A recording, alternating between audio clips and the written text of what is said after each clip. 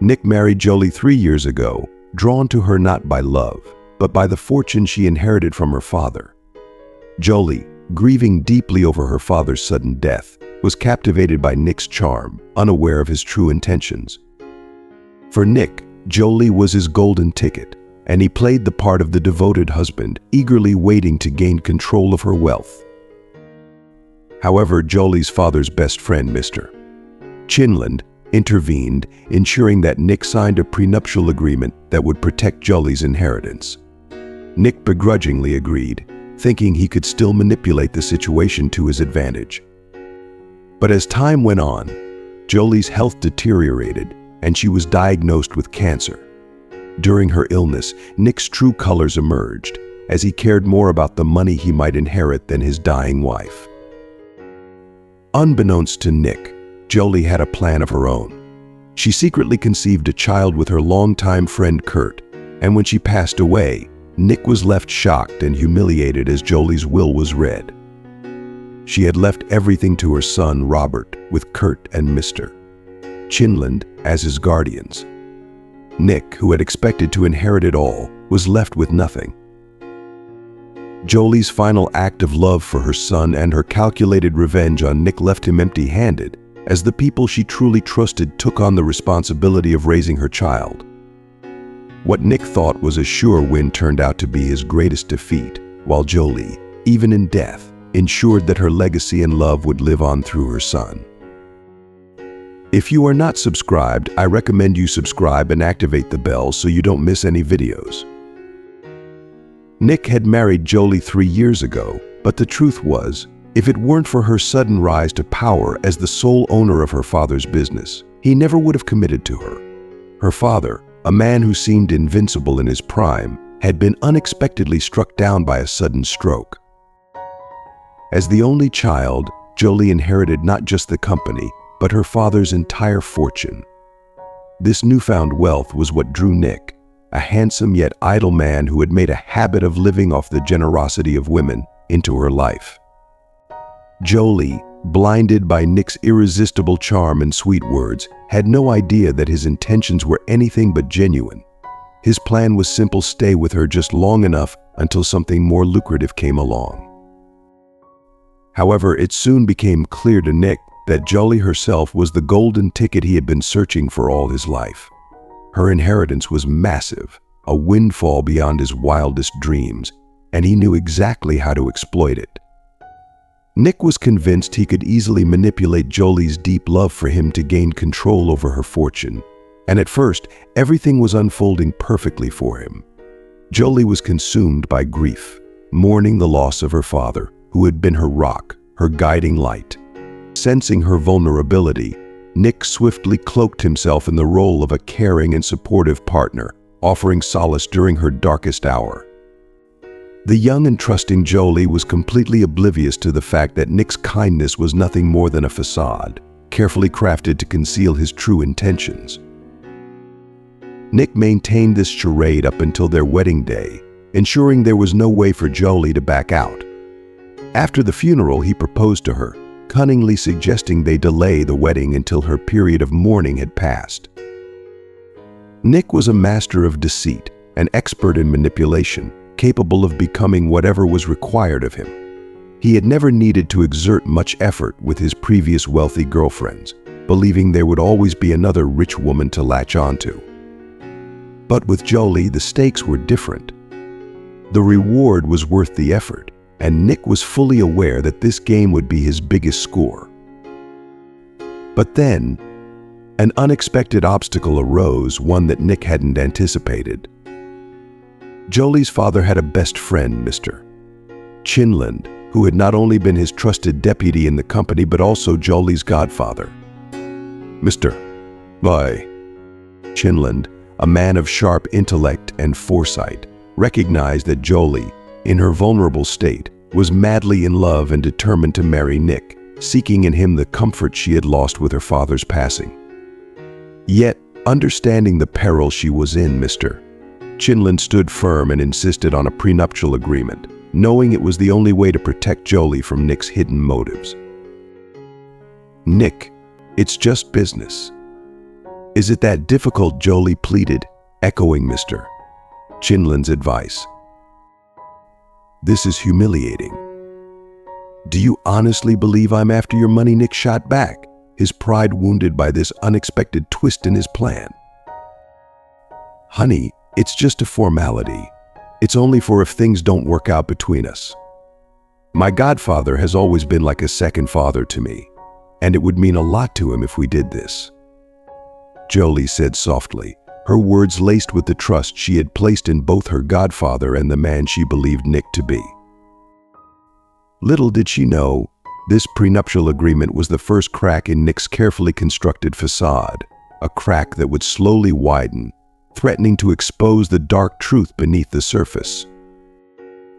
Jolie might have been inexperienced when it came to managing finances, having never needed to worry about money before, but she was far from foolish in other areas of her life.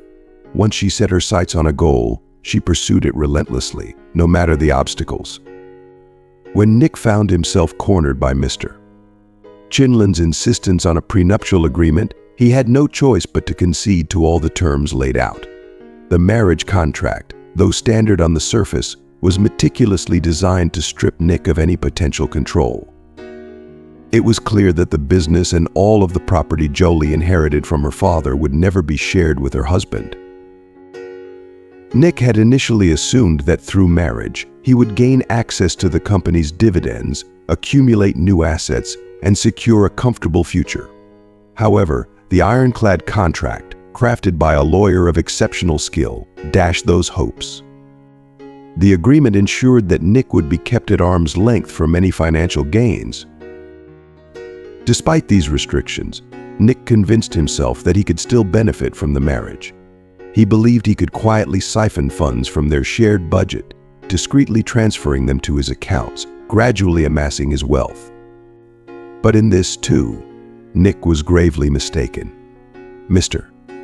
Chinlin, a man of unwavering integrity and responsibility, meticulously managed not only Jolie's business finances but also her accounts. Nick found himself with only a modest allowance for personal expenses, but he remained hopeful, confident that time would work in his favor, and for a while it seemed his patience might pay off. Jolie had been yearning for motherhood since the day they married. Each month, she faced the crushing disappointment of another failed attempt to conceive. She initially blamed it on the stress and exhaustion from the demands of her new role as the head of her father's business. She threw herself into learning the ropes, pushing herself to the brink of exhaustion. After more than a year of unsuccessful attempts to get pregnant, Jolie decided to seek medical advice. A comprehensive examination revealed the harsh truth that the symptoms she had dismissed as mere signs of a hectic lifestyle were, in fact, dire warnings. Her body had been signaling deeper issues, which she had unwittingly ignored. The devastating diagnosis was cancer, a cruel blow that shattered her hopes of motherhood. Jolie embarked on nearly 2 years of grueling treatment, enduring unimaginable suffering, with little to no improvement in her condition. Throughout this ordeal, Nick remained a husband in name only, his true colors showing as he grew more indifferent with each passing day. Nick's interest in Jolie's well-being had always been purely self-serving. As her health deteriorated, it became clear that he saw her illness as a potential escape from their marriage, rather than a reason for genuine concern. He could barely conceal his impatience, his disdain for her growing more obvious with each interaction. Although the topic of his infidelity was never directly addressed, Jolie was painfully aware of the countless affairs Nick indulged in while she fought for her life. Nick, in his arrogance, believed he was the master of deceit, and that he could continue his charade without raising suspicion. He thought he could maintain the pretense of a devoted husband just long enough to achieve his ultimate goal. But his cold and calculating behavior did not go unnoticed. Everyone, from the nurses who cared for Jolie in the hospital to Mr. Chinlin, who had always watched over her like a guardian, saw through Nick's facade. They condemned his heartless actions and whispered about his true motives behind his back. The very people he believed he had fooled were the ones who most fiercely judged him, knowing that beneath the mask of concern, Nick was nothing more than a callous opportunist waiting for the moment he could walk away. Unburdened by the woman whose life he had systematically drained of joy and hope. The man was seething with fury and consumed by a sense of helplessness. He couldn't fathom why Jolie, facing the imminent end of her life, would still cling so desperately to their marriage. What baffled him even more was her apparent lack of a will. As things stood, if Jolie passed without leaving behind any instructions, her detestable husband would automatically inherit everything, every penny, every piece of property, the entire legacy built on the sweat and toil of Jolie and her father. Mr. Chinlin's heart ached at the thought of it all being wasted, squandered within a few short years by a man who had contributed nothing to its creation. But how could he possibly broach such a delicate and heart-wrenching topic with his goddaughter? Just yesterday, she had seemed so full of life, brimming with vitality. And now, in the blink of an eye, her fate was sealed, her days reduced to a cruel countdown of mere weeks. Meanwhile, Nick's greed was practically palpable. He was already counting the days, his greedy hands itching to grab hold of the fortune that would soon be his. The thought of being rid of his sick and dying wife filled him with excitement. His eyes gleamed with anticipation as he imagined the vast wealth soon to be at his disposal. To him, it was a done deal, a matter of waiting out the inevitable. Mr. Chinlin, on the other hand, was silently pleading with the heavens that he wouldn't have to be the one to initiate the conversation about a will. But, in a twist of fate, he was spared from doing so. Jolie herself brought it up, and what she revealed left him utterly speechless. Jolie had been preparing for this moment, and the cunning with which she had devised her plan was beyond anything Mr. Chinlin had anticipated. She had orchestrated everything with a level of precision and cold-blooded ruthlessness that took even him by surprise. Jolie had always been a kind and gentle soul, but when it came to securing her legacy and exacting her final act of justice, she was as sharp as a knife. They say revenge is a dish best served cold, and Jolie had served hers with an icy precision that was nothing short of masterful. She had made her arrangements swiftly and effectively, ensuring that her final wishes would be carried out to the letter. And in doing so, she not only completed her journey on this earth, but also achieved her most cherished dreams. Sadly, those who loved Jolie did not witness a miraculous recovery. Her battle ended as she had known it would, and she passed away with a calm acceptance of her fate. In her final days, Jolie meticulously planned every detail of her funeral, leaving no room for ambiguity. She conveyed her wishes with clarity and a serene determination, ensuring that those left behind would carry out her instructions.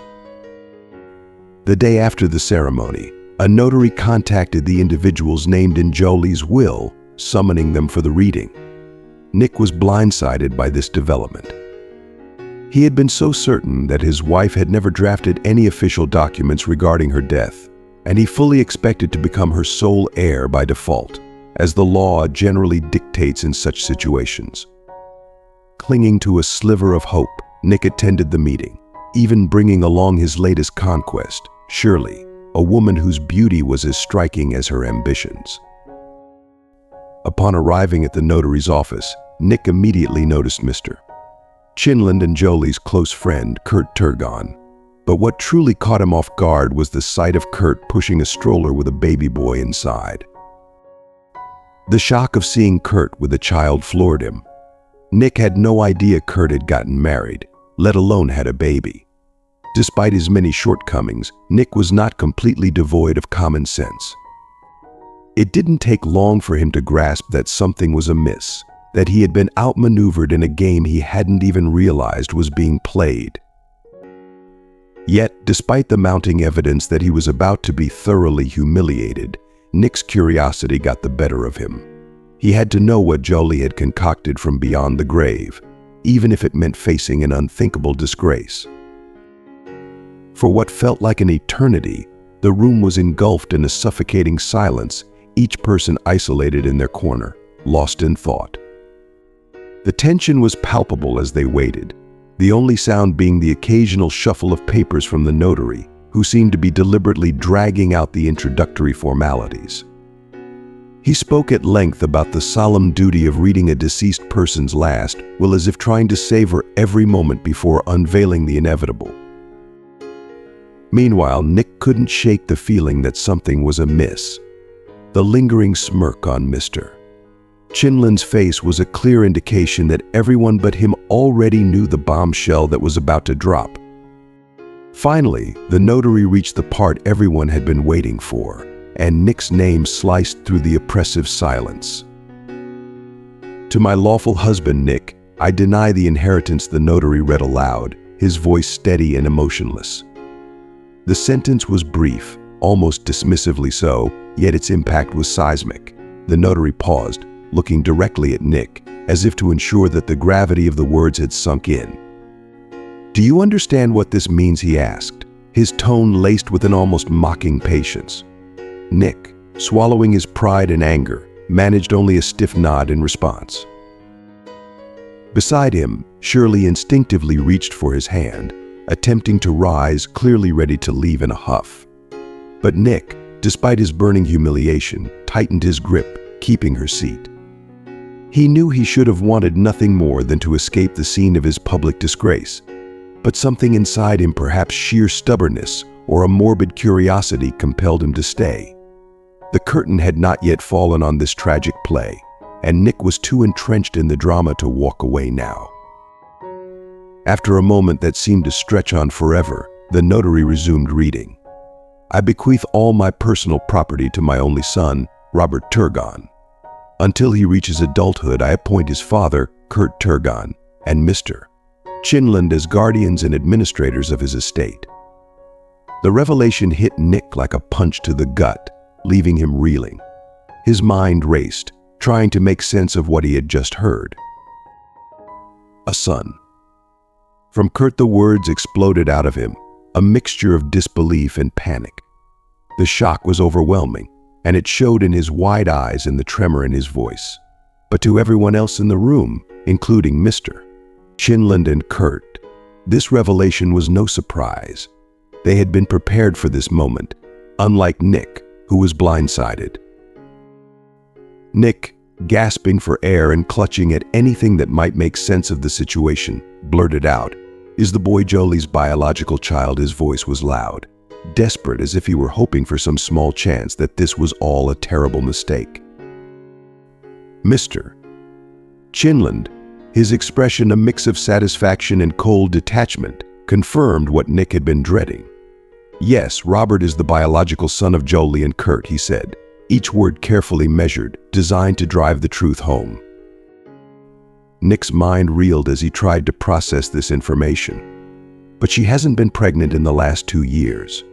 That's impossible." He was grasping at straws, clinging to the last remnants of his disbelief, even as the reality began to close in around him. Deep down, he knew that modern medicine could circumvent traditional pregnancy, but he was too shocked to fully accept it. The smirk that tugged at the corners of Mr. Chinland's mouth only deepened as he observed Nick's unraveling.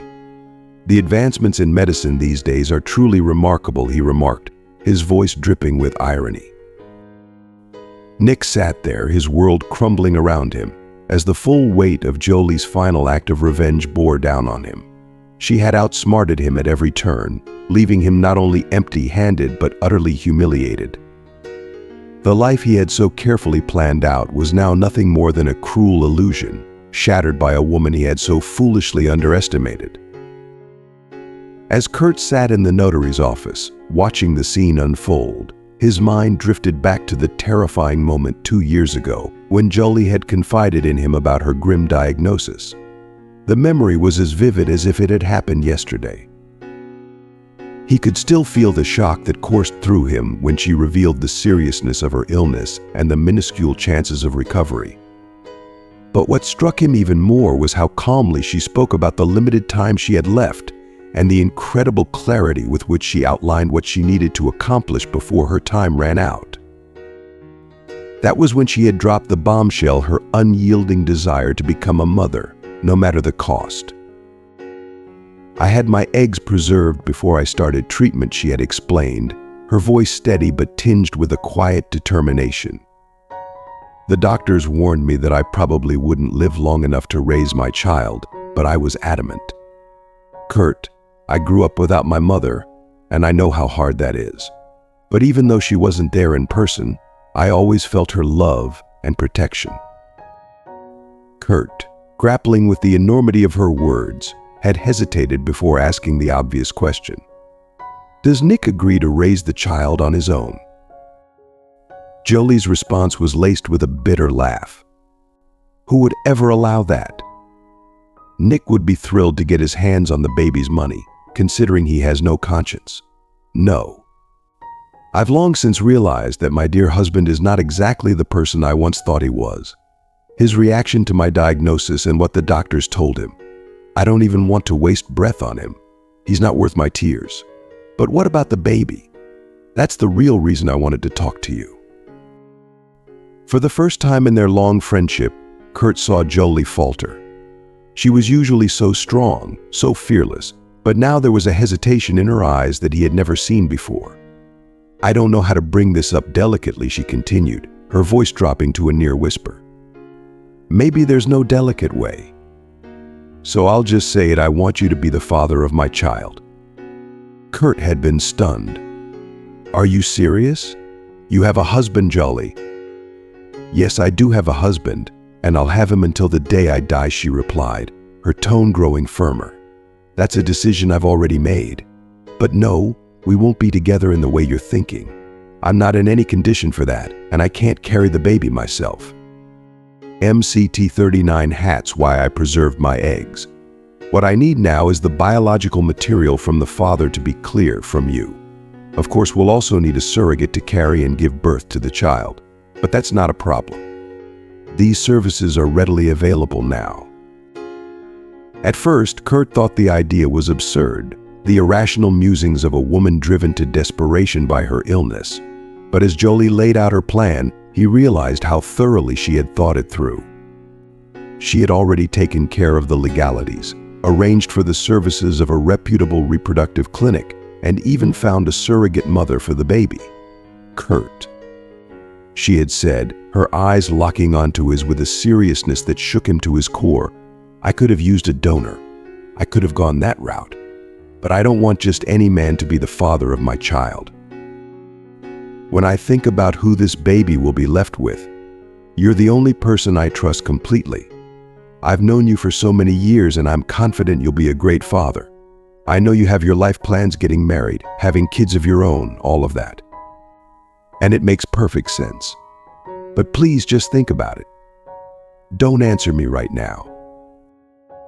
After everything that's happened with Nick, it's vital to me that the father of my child isn't someone who cares about money or who would exploit my assets. I'm not as naive as I was when I married Nick. I've learned a lot from him, some hard lessons. But you, Kurt, you don't need money. You have plenty of it already." Kurt had left that conversation feeling a mix of emotions: overwhelmed, honored, terrified.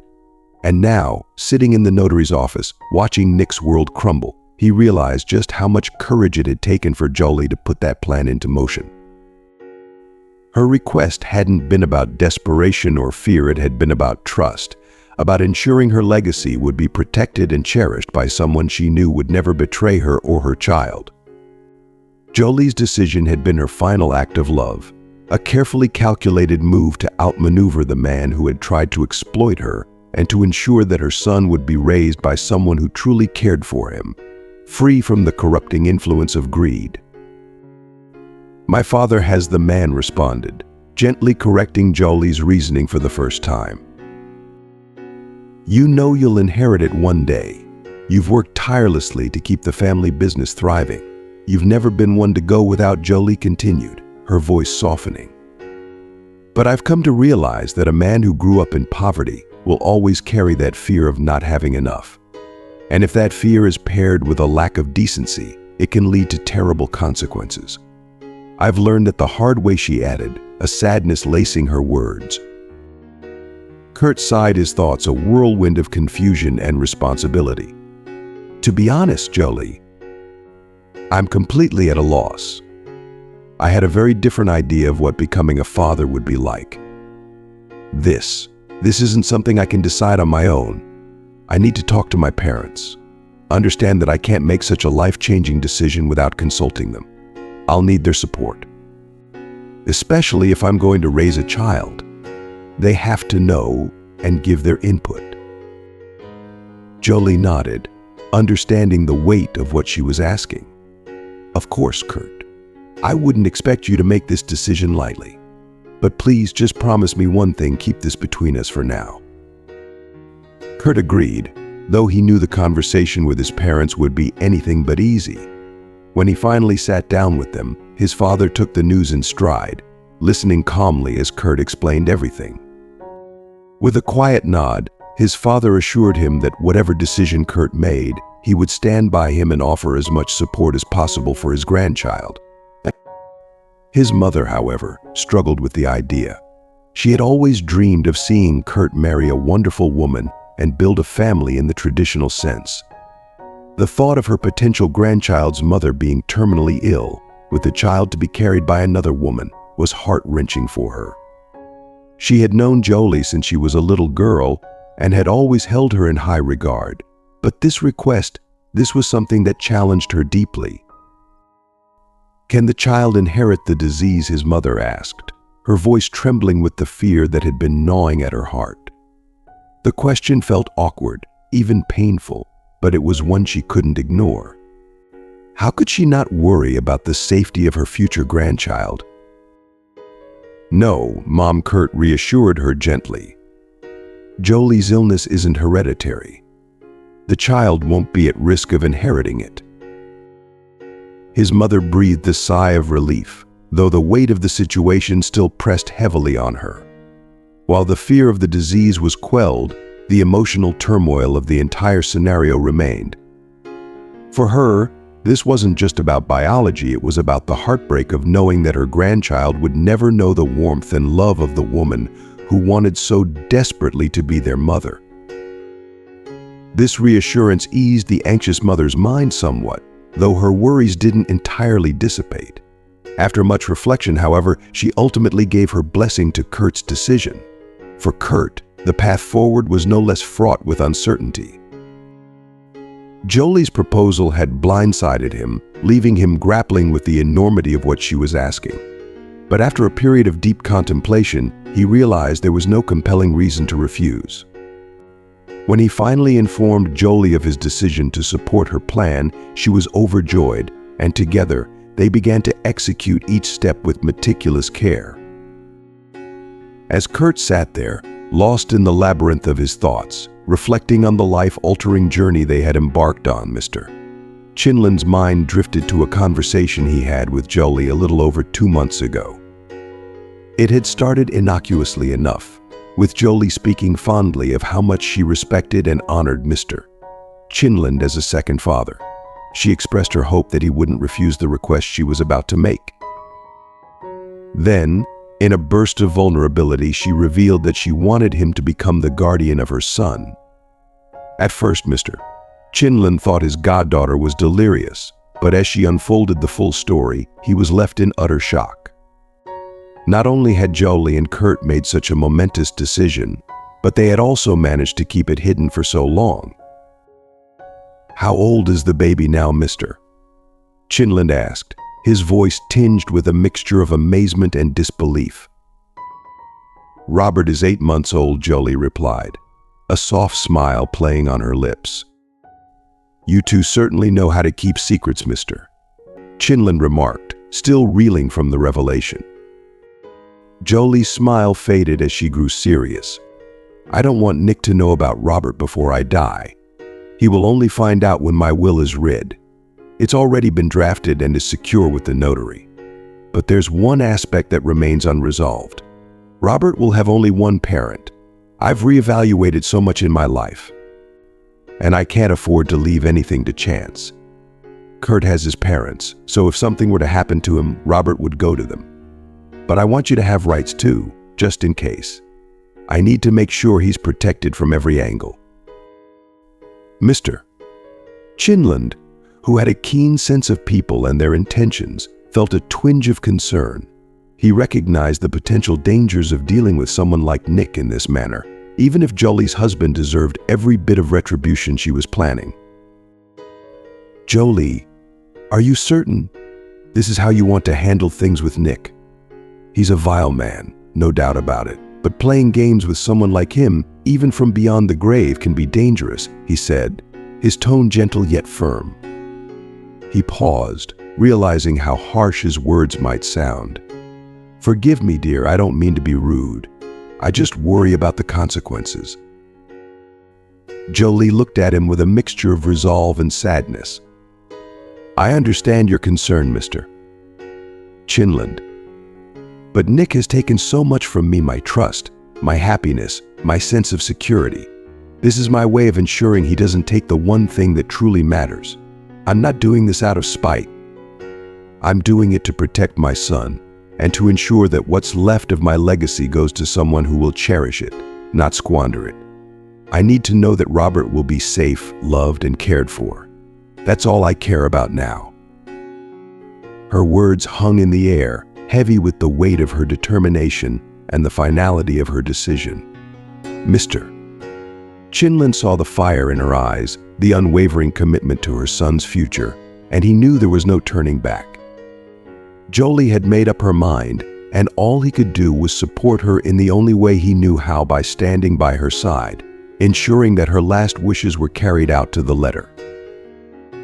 You know, Jolie began, her voice tinged with a weariness that only years of contemplation could bring. I've had 2 years to think about all of this. I was there for Robert's birth, and I've seen the way Kurt loves him, and how his parents dote on him. I need nothing more. I've come to terms with my situation. What frustrates me more now are those who keep talking about some mystical recovery or miraculous healing. And as for Nick, I loved him deeply, with all my heart. I believed in him, but he turned out to be the most ungrateful creature. He visits me in the hospital, as if it's some kind of burden. Did you know that his girlfriends have brought him here? The elderly man nodded silently, the bitterness in his expression echoing Jolie's pain. And I should just forget all this? Not. Money is what he values above all else, so that's how I'll punish him. It'll be a surprise he won't see coming. You see, I kept everything from you because it was so hard. I wanted to introduce you to my son immediately. But I was incredibly cautious. I didn't want anyone to accidentally let something slip to Nick. This might be my final goodbye to him. I even wrote him a letter. The notary will deliver it. Mr. Chinland had made several attempts to dissuade his goddaughter, feeling that her plan was fraught with risks. But Jolie remained steadfast, and in the end, he had to respect her decision. After all, this was her final will, her last wish, and it deserved to be honored. In the notary's office, a heavy silence settled over the room as everyone became lost in their thoughts. It wasn't hard to imagine that Nick was silently cursing Jolie in every possible way. People like him never considered that they might be to blame, that the behavior of others could be a perfectly rational response to their actions. But introspection requires a depth of thought that someone like Nick simply lacks. Why bother looking within when it's easier to blame others? Unexpectedly, it was Shirley who broke the silence. She gently took Nick by the elbow, attempting to steer him out of the room. But Nick had no intention of leaving just yet. He wasn't finished with his demands. Are you telling me that I'm not entitled to anything at all? A mandatory share, or whatever it's called. I am the husband, after all, he shrieked, his voice rising in desperation. Even Shirley winced at the spectacle he was making, her embarrassment evident. The others present could only watch in disdain, while the elderly notary, who had seen all manner of behavior in his long career, remained unsurprised by Nick's outburst. Mr. Chinland, watching Nick's display of greed and entitlement, felt a deep sadness mingled with disgust. Jolie had seen right through Nick, and in her final act, she had made sure that he would receive exactly what he deserved, nothing. Nick's pathetic attempt to cling to some semblance of power or wealth only underscored how thoroughly he had been outmaneuvered. The notary, with the calmness of someone who had weathered many storms, looked Nick in the eye and replied with measured patience, "The will is very clear. You are not entitled to anything.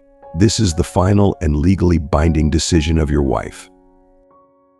Nick, flustered and red-faced, sputtered incoherently, searching for something, anything, that might change the outcome.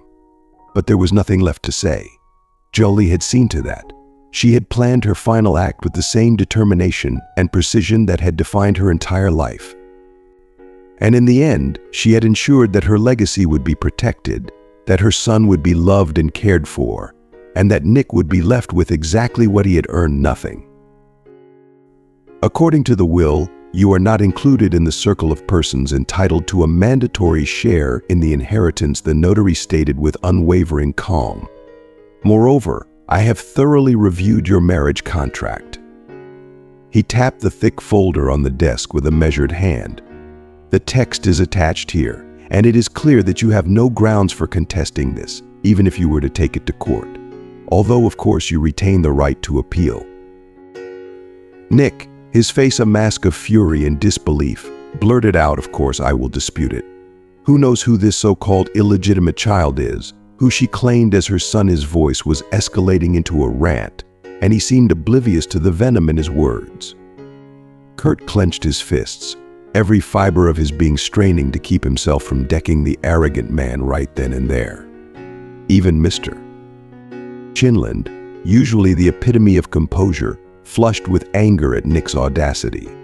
Yet the notary remained as composed as ever, his demeanor as steady as a python waiting for the right moment to strike. To him, this was just another day at the office, nothing more.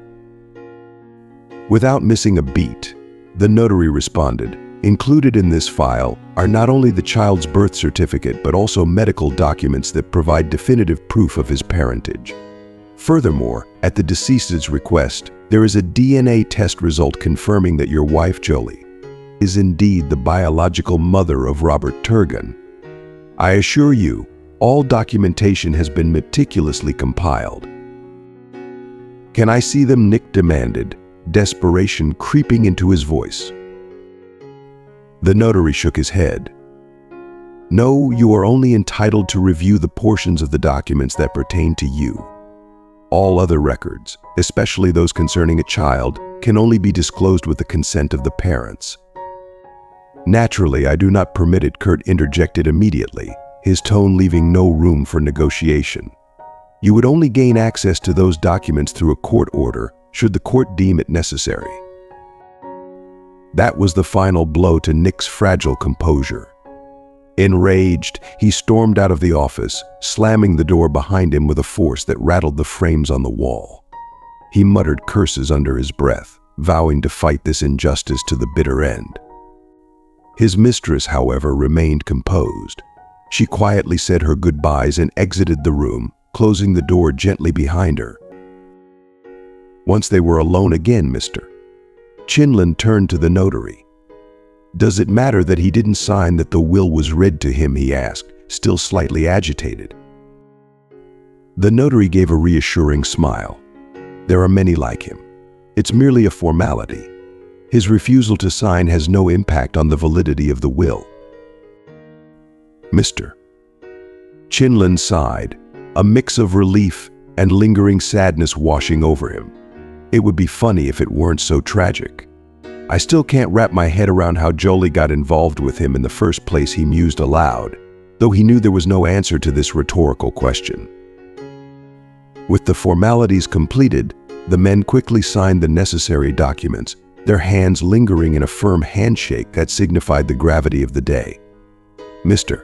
Chinland then helped Kurt gently place little Robert back into the stroller. As they prepared to leave, a somber quietness settled over them, a stark contrast to the earlier tension filled with the weight of a difficult but necessary chapter now closed. "Will you join us?" I want to take a walk and get some fresh air. And it's good for the baby, Kurt asked, his voice carrying a quiet invitation. Certainly, I'll join for a while, mister, Chinland replied, and they began to walk in silence, the only sound being the gentle rustle of the stroller wheels on the path. As they strolled, the weight of the day hung heavy between them. Kurt finally broke the silence, voicing the concern that had been gnawing at him. Do you think Jolie would be satisfied with how I'm coping? His voice was laced with uncertainty, the question revealing the depth of his self-doubt. I'm sure of it, mister. Chinland replied without hesitation. You're a wonderful father, Kurt, and it's clear how much you and Robert mean to each other. Jolie would be proud. Kurt gave a small nod but couldn't shake the lingering thoughts in his mind. To be honest, there's one thing I can't get out of my head. You know, I think Jolie told you that I advised her against what just happened at the notary's office. Are you talking about this whole spectacle with the will and how Nick found out about Robert? Mister. Chinland nodded, understanding the weight of Kurt's words. Of course, Kurt continued. I was the one who kept bringing it up. I never liked the idea from the start. Nick is a vile man, angry, foolish, and driven by greed. Why provoke him? Honestly, I even thought about telling him the truth once Robert was born, just to avoid all this drama, but I felt it wasn't my place. I figured that Jolie didn't want to deal with him herself and left the confrontation to us. But today, seeing him with that woman, so shameless, made me wonder if I made the right choice by not insisting on my stance. His reaction, the look on his face, it was terrifying. Maybe we should have confronted him earlier, gotten him out of our lives for good. Mister. Chinland listened thoughtfully, his heart heavy with the burden of hindsight. I think Jolie didn't want to face him either, and that played a part in her decisions. But more than anything, I believe she wanted revenge. She loved him, Kurt, deeply, intensely. Even after everything he did, that love still lingered, corrupted and twisted as it was. And that love needed an outlet, a way to express the hurt she felt. I suppose this was her way of finding closure, even if it wasn't the most peaceful path. My poor girl, the elderly man's voice cracked, and he wiped away a tear that had escaped down his cheek. They continued their walk, the silence now filled with shared sorrow and understanding. Each step was a quiet acknowledgement of the pain and the love that had driven Jolie to her final decisions. And though the path they walked was filled with uncertainty and the weight of choices made, there was also a sense of resolution of honoring Jolie's memory by protecting what she had fought so hard to safeguard the future of her son. Don't grieve for her. She asked us not to, Kurt said softly, trying to comfort Jolie's godfather. She wanted us to direct all the love we had for her toward Robbie. That's what she would have wanted. As the two men walked in contemplative silence, reminiscing about Jolie, elsewhere, Nick and Shirley sat in Nick's car, locked in their discussion about the same subject. So, you won't get anything at all, right? Shirley asked, disbelief etched on her face as she blinked rapidly. You're such a fool, Nick.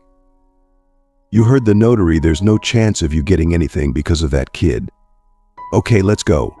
We need to grab whatever valuable stuff we can and move it to my place.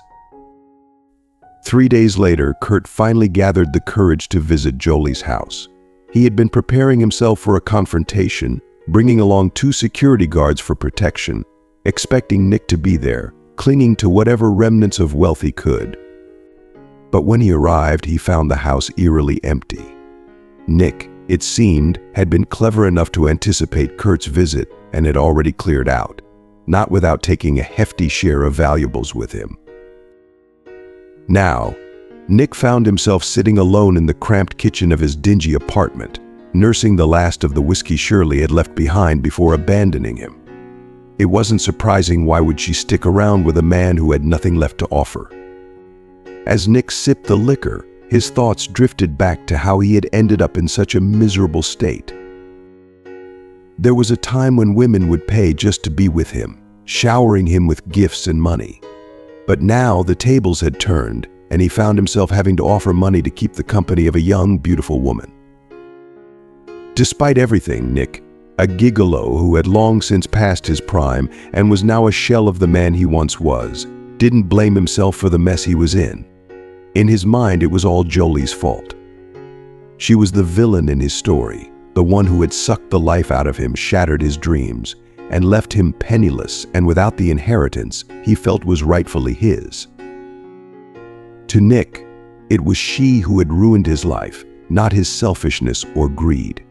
He couldn't see how his choices had led him to this point, where the only thing he had left was the bitter taste of whiskey and the hollow echo of his regret. Nick had eagerly anticipated the windfall that he believed would transform his life. In his fantasies, he was not only young and handsome but also immensely successful and wealthy. However, those illusions were brutally shattered by Shirley's parting words.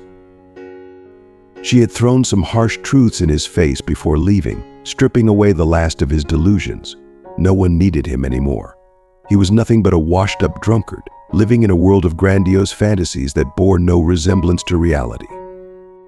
The sting of her words was hard to bear, and accepting this grim reality was even harder. His dreams of wealth, success, and a lavish lifestyle, all of which hinged on his marriage to Jolie, crumbled like a fragile house of cards. His aspirations of becoming a successful businessman were dashed, and yet, blinded by his ego, Nick refused to see his role in his downfall. Instead, he laid all the blame at the feet of his deceased wife, seeing her as the source of all his misfortunes.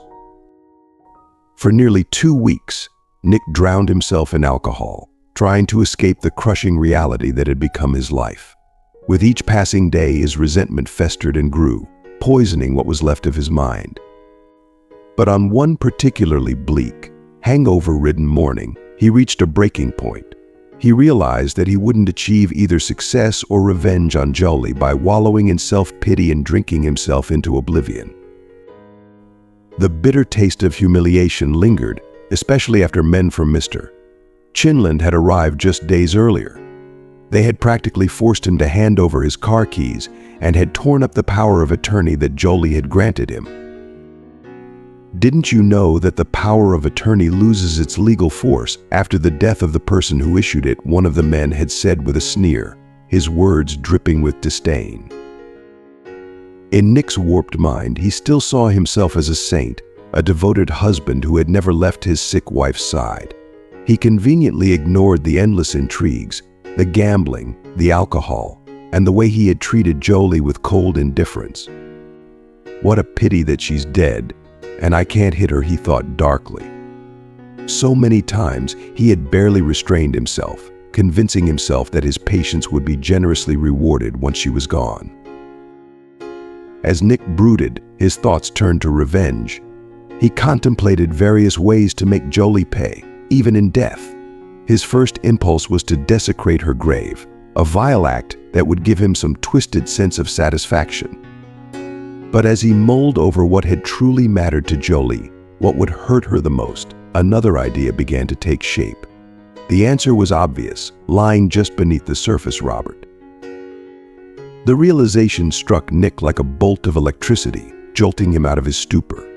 He laughed, a bitter, vicious sound, as the plan for his revenge took form in his mind. Of course, there were many details to work out, and many obstacles to overcome, but the core of his plan was now clear. He was not going to physically harm Robert. That was not his goal. Instead, Nick's thoughts twisted around a more insidious form of retribution. He would strike at the one thing Jolie had loved more than anything, the one person she had fought to protect even in her final days. His revenge would be slow and calculated, a means to hurt Jolie in the only way left to him, by targeting the future she had so carefully secured for her son. As Nick sat there, the remnants of whiskey burning in his throat, he began to structure his plan, reveling in the thought that, even in death, Jolie would not escape the consequences of having betrayed him. At least, that's how he saw it in his twisted mind. What's a mother's worst nightmare? Not being able to help her child in trouble, that twisted thought became the seed of Nick's diabolical plan. In his fevered imagination, the scheme was simple: kidnap Robert, take him far away, and abandon him in an orphanage, ensuring that Jolie, even from the grave, would feel the agony of her helplessness. For a week, the dark fantasies of revenge consumed Nick, filling the void in his soul, if he had one, with a twisted sense of satisfaction. It had been a long time since he had felt anything close to happiness, but now, as he plotted his cruel plan, a grotesque grin spread across his face, one that would have sent shivers down the spine of anyone who saw it. For Nick, this wasn't just about revenge, it was about reclaiming power, about hurting Jolie in the only way left to him. Once the idea had taken root in his mind, Nick began to focus on the practical details.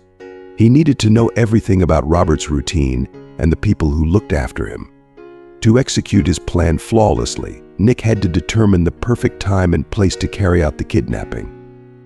He knew Kurt well from their past and was even familiar with Kurt's parents, having visited their house on more than one occasion.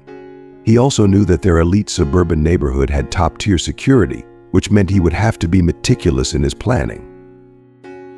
As Nick started to map out his scheme, he recognized the significant challenges ahead. He would need to spend countless hours observing from a hidden spot in the forest, using binoculars to study Robert's daily routine and movements. Is the game worth the candle, he asked himself. The answer, in his twisted logic, was an unequivocal yes. His mental state had deteriorated significantly since the reading of the will. "She ruined my life, and I will ruin the life of her child," Nick muttered to himself, his voice dripping with malice. A rich heir reduced to living off the scraps of the state's generosity, while his mother watches from the other side. Knowing it's all her fault, he laughed, a cruel, hollow sound. If anyone had been near Nick at that moment, they might have recognized the depth of his madness and sought help. But there was no one, and Nick's descent into darkness continued unchecked. Nick had always been relentless in pursuing his goals. Once he set his mind on something, no matter how foolish or reckless, he would see it through to the bitter end. And so, he dedicated 2 full days, not to immediate action, but to preparing the conditions necessary for his plan. He scouted the entire area, searching for the perfect vantage point from which to observe the Turgon house. He needed a spot that offered a clear view of the entire settlement while keeping him hidden from sight. For over a week, Nick adhered to a strict routine, rising at dawn and making his way to the cottage settlement, where he remained until late evening. He kept a constant watch with his binoculars, tracking every movement around the Turgon household. He meticulously recorded every detail in a notebook, noting who came and went, at what times, and how long they stayed. Nothing escaped his attention as he obsessively gathered the information he needed to execute his plan. As the days passed, Nick's fixation grew. The more he observed, the more convinced he became that his plan was foolproof. He saw himself as a predator, stalking his prey, waiting for the perfect moment to strike. In his mind, he had already won. All that remained was to put his plan into action and savor the devastation it would bring. Nick's observations revealed that Robert was primarily cared for by Kurt, his grandmother, and the nanny. Kurt and his mother were immediately ruled out as targets for Nick's sinister plan. They both knew him well and would recognize him in an instant. Nick wasn't willing to take the risk of being caught and punished for his crime.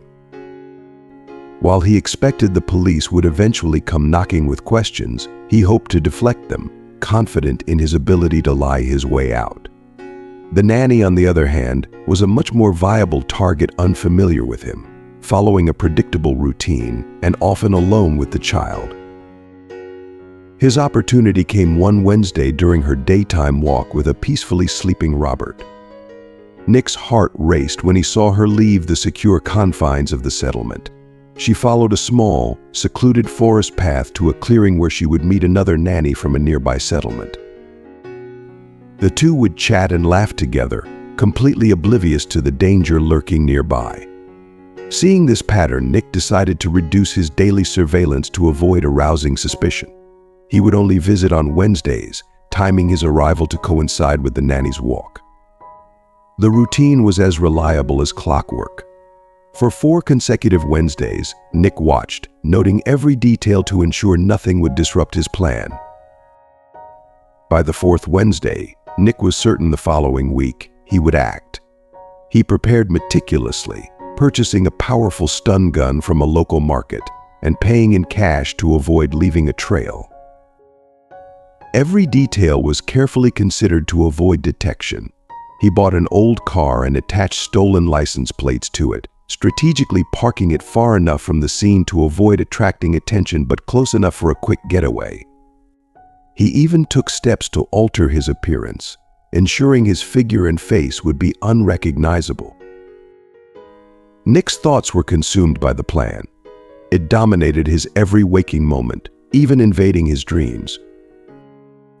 The closer the day came, the more obsessed he became. He lost nearly 7 kilos, and his appearance began to reflect the darkness inside him. His once confident demeanor, now shadowed by traces of neurosis and a frightening intensity.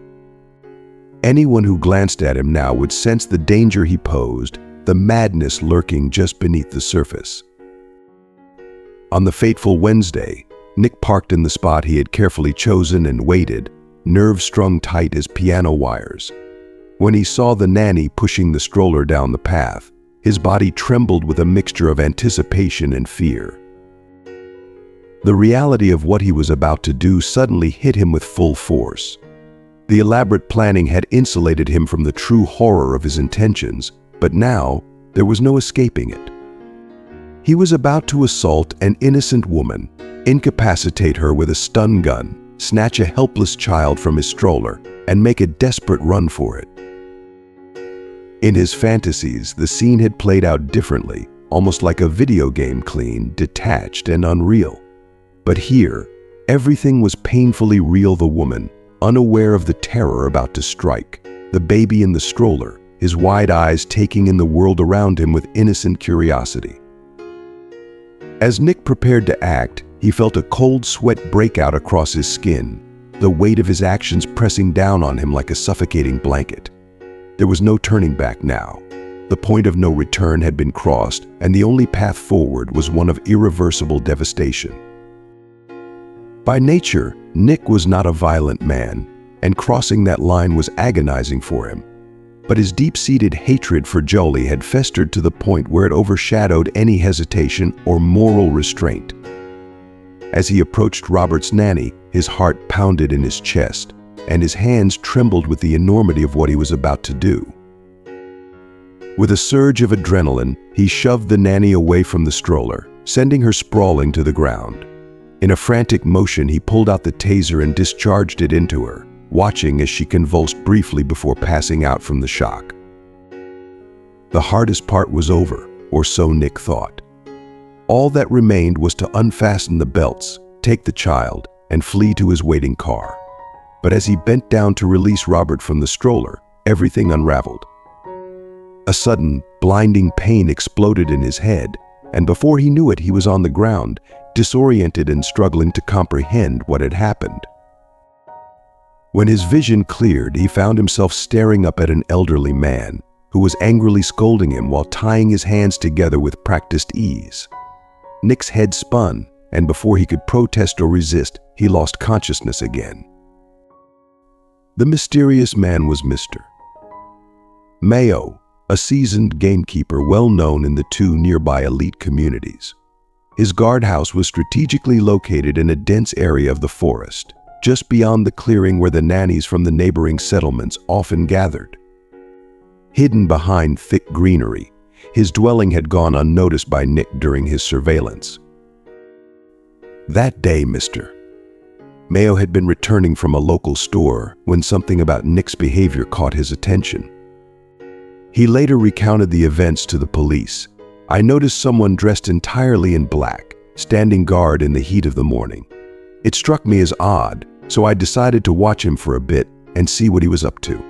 Years of working as a gamekeeper have taught me to move quietly through the woods." so I made my way closer without being seen. I hid behind a tree, keeping a careful eye on him. Suddenly, I saw the man attack a woman, knocking her down. At first, I thought he was going to assault her, but then I realized he was trying to get to the child. That's when I rushed over and hit him with a stick I had picked up, just in case. "Well done, mister," Mayo, one of the officers said, patting him on the back. "You've become a local hero. Look, the press is already gathering outside. They want to interview you. Just sign this police report, and you can enjoy your moment in the spotlight." "But mister..." Mayo shook his head. "No, I won't be talking to them. That's not my kind of thing." Without another word, he quietly slipped away, taking a roundabout route back to his place to ensure no one followed him. "You, mister..." Mayo, his actions had been nothing extraordinary. He believed that anyone in his position would have done the same. How could he, or anyone with a conscience, not intervene when the defenseless were in danger? A few hours later, Kurt arrived at Mr. Mayo's house, overwhelmed with gratitude. "Hello, I'm the father of the boy you rescued today," he said, his voice thick with emotion. "He's a good kid. As soon as I picked him up, he calmed down. Such a brave and intelligent-looking boy. I can't thank you enough. It's a blessing you were there at that moment. We're all so grateful that you didn't just walk by." Kurt was visibly emotional, his voice trembling as he spoke. The intensity of the day had left him on the brink of tears. "Please tell me, how can I ever thank you?" "Mister..." Mayo looked at Kurt with kind, steady eyes. "You don't need to thank me. I only did what anyone should do in such a situation. Knowing your boy is safe is thanks enough for me." But Kurt persisted, wanting to find some way to repay the man who had saved his son. "Please, if there's anything you need or anything I can do." "Mister..." Mayo simply shook his head. "What I need is to know that you'll keep that boy safe. That's all the thanks I need." With that, the two men shared a quiet moment of understanding. Kurt knew that no words could ever truly express the depth of his gratitude, and Mr.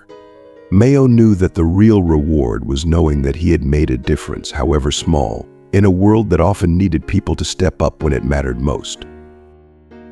"What are you talking about?" "There's no need to thank me, mister," Mayo responded, genuinely taken aback by Kurt's gratitude. Who keeps score when a child's life hangs in the balance?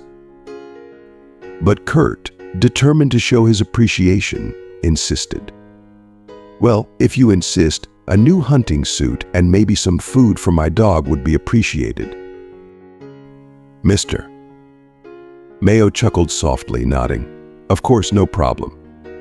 By the way, if you don't mind me asking, was all this done for money?" The curious gamekeeper couldn't help but wonder what had driven such a desperate and dangerous act.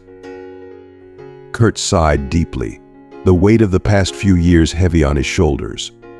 "Oh, sadly, it's much more complicated than that," he replied. "Well, feel free to share if it's not too much trouble, mister," Mayo said, his interest piqued. "I live somewhat isolated here, in an information vacuum, so to speak." Taking a deep breath, Kurt began to recount the disjointed and painful events that had unfolded over the past few years. He spoke of Jolie's illness, the unconventional decisions they made about parenthood, her untimely death, and the twisted revenge that followed against her husband, Nick. "The investigator told me that Nick was deeply hurt, but not in the way everyone thought. It wasn't just about greed. He was consumed by a desire for revenge," Kurt explained. As he spoke, Kurt felt a sense of relief wash over him.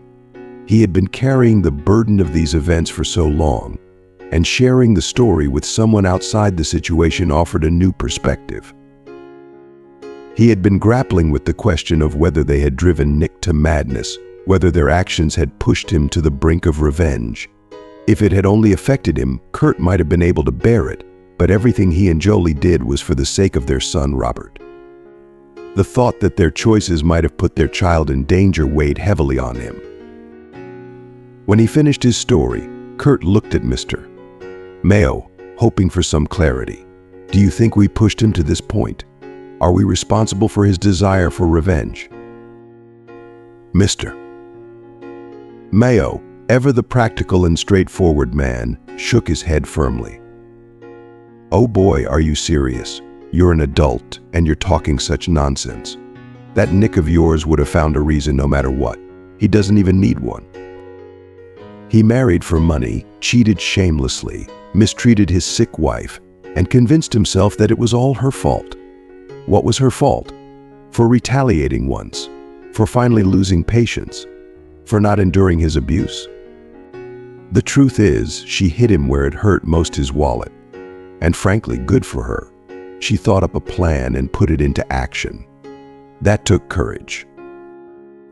Kurt listened, the words sinking in. Mr. Mayo's perspective was refreshingly clear-cut, cutting through the doubts and guilt that had clouded his mind. He realized that Nick's actions were driven by his flaws, his greed, and his inability to take responsibility for his life. Jolie's response, while unconventional, was a final act of defiance, a way to protect what mattered most to her. Thank you, Kurt said quietly, feeling a sense of peace begin to settle over him. I needed to hear that. Mr. Mayo nodded, offering a reassuring smile. Sometimes people like Nick are their own worst enemy. You did what you had to do to protect your family. Don't let his madness make you doubt that. As Kurt prepared to leave, he felt a renewed sense of purpose. He had done his best, and while the past couldn't be changed, he would continue to protect his son and honor Jolie's memory. Mr. Mayo's words echoed in his mind, reminding him that some people are beyond saving, and sometimes the best thing you can do is protect those you love from their destructive path. The harsh truth from a stranger's perspective truly uplifted Kurt. He found himself deeply pondering every word Mr. Mayo had shared. Now I owe you for your good advice too, Kurt said with a smile. The gamekeeper waved off the comment with a modest gesture. They parted as friends, and Mr. Mayo promised to keep an eye on Robert. I heard somewhere that the Chinese have a belief, or maybe it's wisdom, God knows what to call it, that if you save someone's life, you're responsible for that person forever. So don't worry about your Robert. I'll look after him here too, Mr. Mayo said as a farewell. True to his word, Mr. Mayo became a regular visitor at Kurt's house, always welcomed with warmth and gratitude. In the gamekeeper, Robert found another loving family member, someone who cared for him as deeply as those closest to him. The court eventually sentenced Nick to several years in prison, and during this time, the household slowly returned to its normal, quiet life. The tension and fear that had once gripped them all began to dissipate, allowing the family to finally breathe a sigh of relief. Mr. Chinland, ever the devoted godfather, visited often and took on the role of babysitter with enthusiasm, fulfilling the duties that Jolie had entrusted to him. He became a stable presence in Robert's life, just as Jolie had hoped. As time went on, Kurt met a single mother whose daughter attended the same kindergarten as Robert. The children got along wonderfully, and Kurt's parents began to hope that perhaps this time, their son's personal life would flourish. They envisioned a future where Robert would have a loving stepmother and perhaps even a sister or more than one. But no matter what the future held, Kurt remained steadfast in his promise to Jolie. He ensured that Robert would never forget his mother. He spoke to his son often about her, showing him pictures and videos, and keeping her memory alive in their daily lives. He constantly reminded Robert that his mother loved him very much and was always with him, protecting him and watching over him, even if he couldn't see her. In this way, Robert grew up surrounded by love and the legacy of a mother who had fought so hard to ensure his happiness and safety. The boy learned to cherish both the family he had and the memory of the one who had given him life, growing up with a deep sense of connection to both the present and the past. And as he thrived, so too did the family around him, finding joy and hope in the new beginnings that life had brought their way. As we conclude this powerful and emotional journey, we're left with many lessons about love, resilience, and the lengths we'll go to protect those we care about. From Kurt's unwavering dedication to his son to Mr. Mayo's unexpected heroism and the hard truths shared between them, this story reminds us that even in the face of darkness, there's always a way to find light. What have you learned from this story? We'd love to hear from you. Comment below with one lesson or insight you've gained and how you plan to bring it into your own life. Your reflections could inspire others and create a ripple effect of positive change. If you like this video, please leave your comment below, and don't forget to like, share, and subscribe to our YouTube channel. Thank you for watching, and we'll see you in the next video.